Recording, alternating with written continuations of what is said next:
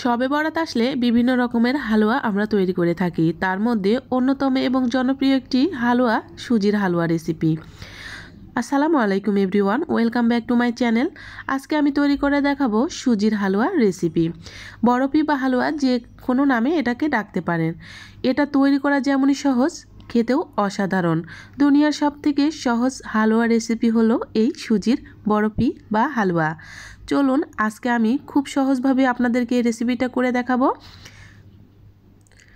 সুজির হালুয়া তৈরি করার জন্য প্রথমে আমি একটি প্যান নিয়েছি, তার ভিতরে দিয়ে দিলাম বড় 1 চামচের ঘি।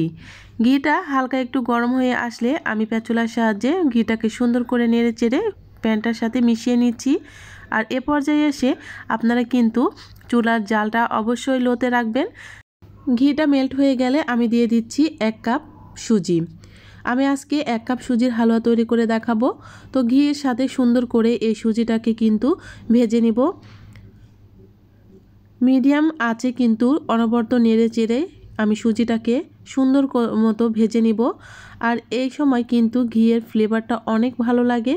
তো চেষ্টা করবেন ঘি কিংবা বাটার দিয়ে এই রেসিপিটা করতে, তাহলে কিন্তু অনেক বেশি ভালো লাগে। আমি কিন্তু সুন্দর মতো সুজিটা ভেজে নিয়েছি।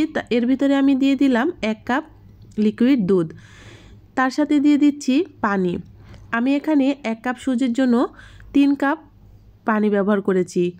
1 কাপ দুধ আর বাকি 2 কাপ পানি।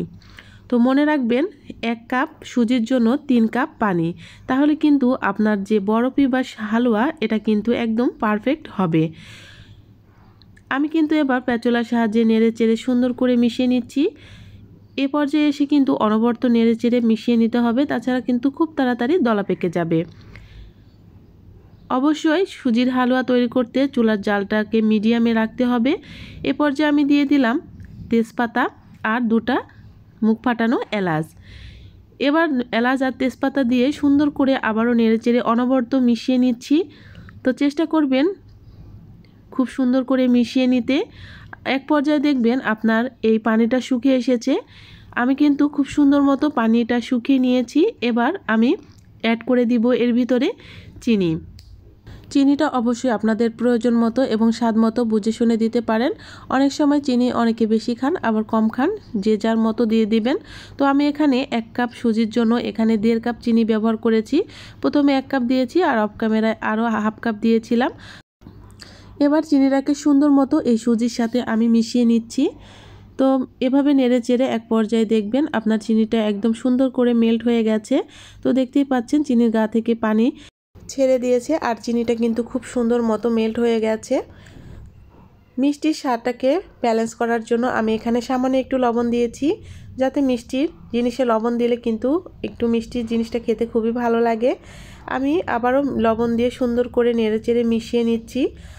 লবণ মেশানো হয়ে গেছে। এবার শেষের পর্যায়ে এসে আমি দিয়ে দিচ্ছি 2 টেবিল চামচ বড় চামচের গুঁড়ো দুধ। গুঁড়ো দুধ দেওয়ার কারণে এই হালুয়ার টেস্ট কিন্তু অসাধারণ লাগবে। চেষ্টা করবেন অবশ্যই গুঁড়ো দুধ দিতে। তো গুঁড়ো দুধ দিয়ে আবারও ভালো করে স্প্যাচুলার সাহায্যে এভাবে ঘুরিয়ে ফিরিয়ে আমি কিন্তু মিশিয়ে নিচ্ছি। তো এক পর্যায়ে দেখবেন আপনার প্যানের গা থেকে হালুয়াটা সুন্দর মতো উঠে আসছে, তখন বুঝে নেবেন আপনার হালুয়াটা একদম পারফেক্ট এবং রেডি হয়ে গেছে।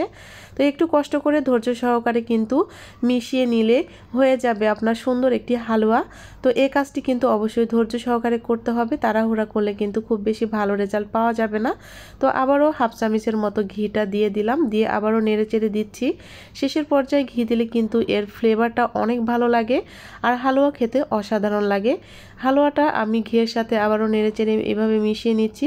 আর দেখতেই পাচ্ছেন আমার প্যানের গা থেকে কিন্তু নিজে নিজেই উঠে আসছে। তো আমি কিন্তু এবার চুলাটা বন্ধ করে নেব।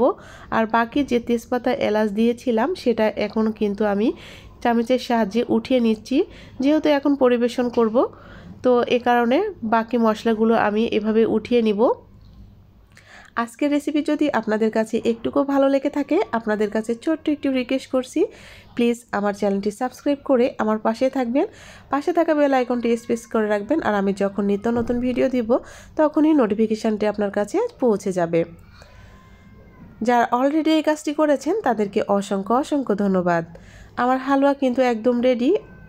এখানে আমি একটি সার্ভিং ডিশ নিয়েছি, এর ভিতরে সামান্য একটু ঘি দিয়ে আমি হাতের সাহায্যে ব্রাশ করে দিচ্ছি।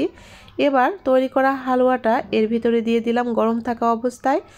অবশ্যই হালুয়াটা গরম গরম সেট করতে হবে, তাছাড়া খুব তাড়াতাড়ি শক্ত হয়ে যাবে। এভাবে কিন্তু স্প্যাচুলার সাহায্যে চারিদিকে সুন্দর করে আমি এভাবে চারকোনা আকারে একটি স্কোয়ার শেপ করে নিয়ে নিব। তো এই তো আমি কিন্তু নিয়ে নিয়েছি স্প্যাচুলার সাহায্যে। তো খুব সুন্দর মতো হয়ে যাবে। আর অবশ্যই একে একটু ঠান্ডা করে আপনারা যে কোনো শেপে কাটতে পারেন। তো এভাবে কিন্তু আমি সুন্দর করে একটা ফিনিশিং দেওয়ার চেষ্টা করছি। দেখুন খুবই ইজি, আশা করছি যারা নতুন আছেন তাদের অনেক হেল্প হবে।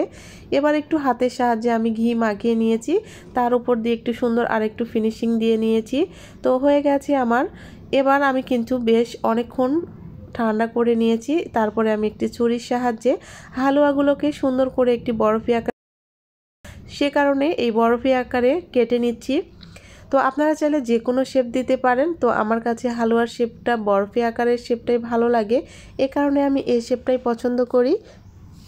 আমার কিন্তু সুন্দর মতো কাটা হয়ে গেছে। এবার আপনাদেরকে একটি উঠিয়ে দেখাচ্ছি যে আমার হালুয়াটা কতটা সুন্দর হয়েছে।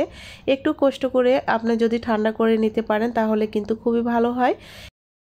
আপনাদেরকে উঠিয়ে আমি একটি দেখিয়ে দিলাম যে কেমন হয়েছে আমার হালুয়াটা। এবার আপনাদেরকে একটি সার্ভিং ডিশে পরিবেশন করে দেখাবো। তৈরি করা যেমনই সহজ, খেতেও অসাধারণ। অবশ্যই চেষ্টা করবেন শবে বরাত স্পেশাল এই হালুয়াটা তৈরি করতে। যে কোনো অকেশানে আপনারা কিন্তু এটা তৈরি করতে পারেন। তো খুবই মজা লাগে খেতে। আমি কিন্তু একটি সার্ভিং ডিশে সুন্দর করে সাজিয়ে নিচ্ছি, দেখুন কতটা সুন্দর লাগছে দেখতে। আর আমি কিন্তু সবগুলো শেপ কিন্তু এভাবেই দিয়ে নিয়েছি, চাইলে যে কোনো শেপে কাটতে পারেন বা তৈরি করতে পারেন। তো এবার উপরে একটু সৌন্দর্য বৃদ্ধি করার জন্য আমি এখানে একটু কিশমিশ দিয়ে দিচ্ছি। আপনারা চাইলে বাদাম কিশমিশ যে কোনোটা ইউজ করতে পারেন ডেকোরেশনের জন্য। তো এভাবেই কিন্তু তৈরি হয়ে গেল আমার দুনিয়ার সবথেকে সহজ সুজির হালুয়া রেসিপি। অবশ্যই রেসিপিটা বাসায় একবার হলে ট্রাই করবেন। নতুনরা A to Z ভিডিও অবশ্যই দেখবেন, তাহলে আপনাদের অনেক বেশি উপকারে আসবে। এমন নিত্য নতুন সহজ রেসিপি পেতে অবশ্যই আমার চ্যানেলটির পাশে থাকবেন। তো এভাবে কিন্তু সবগুলো হালুয়া কিন্তু আমি পরিবেশন করে দেখিয়ে দিলাম। দেখুন কতটা লোভনীয় লাগছে দেখতে, যেমন সুন্দর খেতেও হয়েছিল দুর্দান্ত লোভনীয় এবং দুর্দান্ত স্বাদের রেসিপি। অবশ্যই হলে এবার শবে বরাতে তৈরি করে বাসার সবাইকে তাক লাগিয়ে দিবেন। এই তাক লাগানো রেসিপি কেমন লাগলো অবশ্যই আপনাদের কমেন্টের অপেক্ষা করছি। এমন মজার মজার রেসিপি দেখতে চাইলে অবশ্যই আমার চ্যানেলটির ভিজিট করে আসবেন। দেখা হচ্ছে নতুন আরেকটি রেসিপির সঙ্গে। সে পর্যন্ত সবাই সুস্থ থাকবেন, ভালো থাকবেন। আবারও নতুন একটি রেসিপি নিয়ে হাজির হব। আল্লাহ হাফেজ।